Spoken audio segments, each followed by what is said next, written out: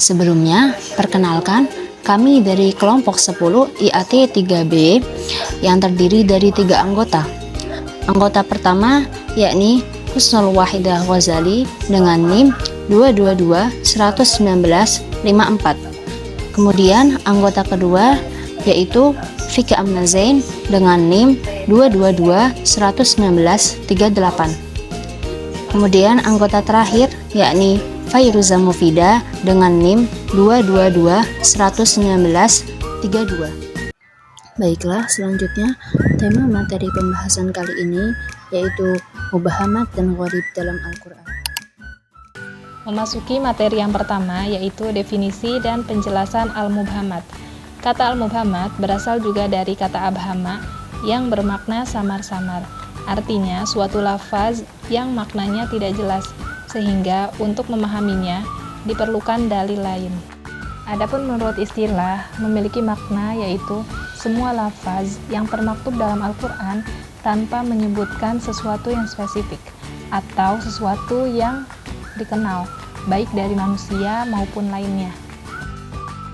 Ilmu tentang mubhamat Al-Quran ini merupakan salah satu cabang ilmu Al-Quran yang hanya bersumber pada penukilan atau periwayatan, tidak pada yang lainnya. Mengapa demikian?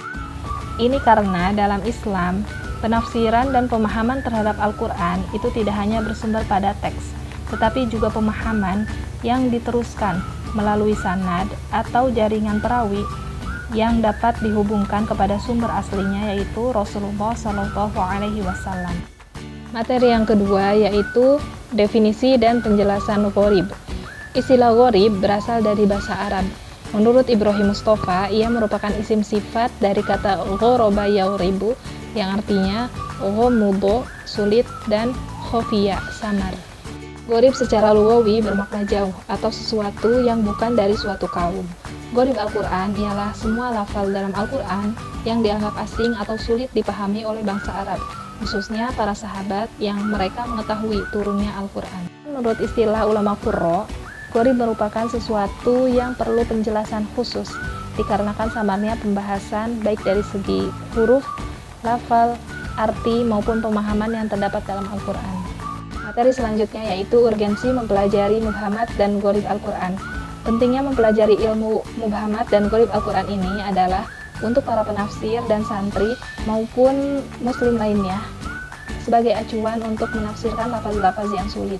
Menurut Baidan, tidak hanya itu. Dengan mengetahui mubhamat dan gharib Al-Quran, akan banyak sekali faidah yang diketahui, seperti meningkatkan penalaran ilmiah, menarik perhatian umat, dan memperoleh keyakinan bahwa Al-Quran ini merupakan kalam ilahi. Pembahasan selanjutnya adalah mubham. Mubham terbagi menjadi dua. Yang pertama, mubham dari orang yang diketahui namanya atau umum. Mubham ini adalah ayat yang mempunyai arti mubham dari seorang laki-laki, perempuan, raja, jin, dua orang, sekumpulan orang yang diketahui nama mereka, atau seseorang, atau yang jika tidak dimaksudkan kepada umum. Ayat ini menunjukkan bahwa adanya tokoh yang maklum di dalamnya. Yang kedua adalah mubham untuk sekelompok, tapi hanya diketahui sebagian. Nah, mubham ini adalah ayat yang menunjukkan sekelompok orang, tetapi hanya sebagian nama yang diketahui. Selanjutnya, macam-macam gharib. Macam-macam gharib juga ada dua. Yang pertama, gharib pada lafal dan maknanya, yaitu lafal yang memang jarang atau nggak pernah didengar oleh para sahabat Nabi, karena tidak biasa digunakan dalam percakapan orang Arab pada zaman dahulu. Yang kedua, gharib pada penempatan artinya di dalam kalimat. Ini gharib yang lafalnya sering digunakan dalam percakapan sehari-hari, tetapi apabila kalimat itu yang mengandung lafal gharib diartikan seperti biasa sebagaimana diartikan, itu menjadi tidak sesuai. Pembahasan selanjutnya adalah contoh mubham. Yang pertama, contoh mubham yang diketahui namanya. Contohnya ada pada Quran surah Al-Baqarah ayat 30. Ayatnya yang berbunyi, wa idh qala rabbuka lil malaikati inni ja'ilun fil ardi khalifah. Ayat ini bercerita tentang Allah yang berkata kepada malaikat ingin menjadikan manusia khalifah di muka bumi. Seperti yang kita tahu, manusia yang pertama diciptakan Allah adalah Adam dan Siti Hawa. Maka khalifah yang dimaksud di ayat ini adalah Nabi Adam dan Siti Hawa. Contoh mubham kedua yaitu mubham yang hanya diketahui sebagian namanya. Salah satunya itu ada di Quran surah Al-Baqarah ayat 118 yang berbunyi, وَقَالَ الَّذِينَ لَا يَعْلَمُونَ لَوْلَا يُكَلِّمُنَا اللَّهُ أَوْ تَأْتِينَا آيَةٌ yang artinya mereka orang-orang yang tidak mengetahui berkata, mengapa Allah tidak berbicara kepada kami. Nah, kami di sini yang dimaksud salah satunya adalah Rafi' bin Harmalah. Selanjutnya, contoh gharib. Yang pertama, contoh gharib pada lafal dan maknanya. Itu ada pada Quran surah Abasa ayat 31. Wa fakihatan wa abba. Nah, lafal gharibnya terletak pada kata abba.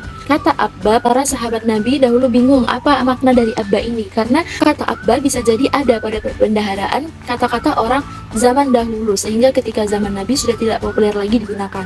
Lalu para sahabat Nabi pun memauqufkan kata dari abba itu karena ingin berhati-hati dalam memaknai Al-Quran. Tapi jika ditinjau dari tafsir Ibnu Katsir, abba adalah sejenis rumputan tumbuhan hijau-hijauan yang ada di bumi. Dalam periwayatan Ibnu Abbas, abba adalah dedaunan yang dimakan oleh hewan, bukan yang dimakan manusia. Contoh gharib selanjutnya yang kedua adalah gharib pada perletakan maknanya. Contohnya itu ada di surah Quran surah Al-A'raf ayat 89 yang berbunyi Rabbana ftah bainana wa baina qaumina bil haqq. Nah, kata gharib di sini adalah fataha iftah. Karena pada lafal sehari-hari iftah artinya bukalah. Tapi jika dilihat dari konteks kalimatnya dan mengartikannya sama seperti membuka, maka kalimatnya menjadi tidak lengkap, maknanya menjadi tidak sesuai. Lalu makna fataha ini bisa diketahui dari percakapan sehari-hari para penyair atau ucapan para penyair, seperti ada suatu ketika yang mengatakan ta'ala ufatihka, kemarilah aku membuat keputusan untukmu. Maka dari situ diketahui bahwa iftah yang dimaksud adalah keputusan. Lalu dia melihat dari syair-syair Arab yang menggunakan kata fataha. Karena pada zaman dahulu itu kata fataha sering digunakan, tetapi makna keputusan itu jarang dipakai. Lebih sering menggunakan makna fataha itu untuk membuka daripada keputusan.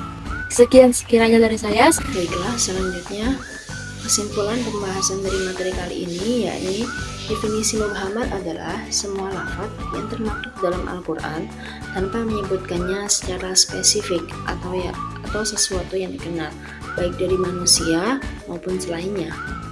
Kemudian definisi gharib adalah lafal dalam Al-Quran yang dianggap asing atau jarang yang didengar oleh bangsa Arab, khususnya oleh para sahabat yang mengetahui turunnya Al-Quran. Urgensi mempelajari mubhamat dan gharib yaitu untuk membantu para penafsir, santri, atau umat muslim lainnya sebagai acuan untuk menafsirkan lafaz-lafaz yang sulit.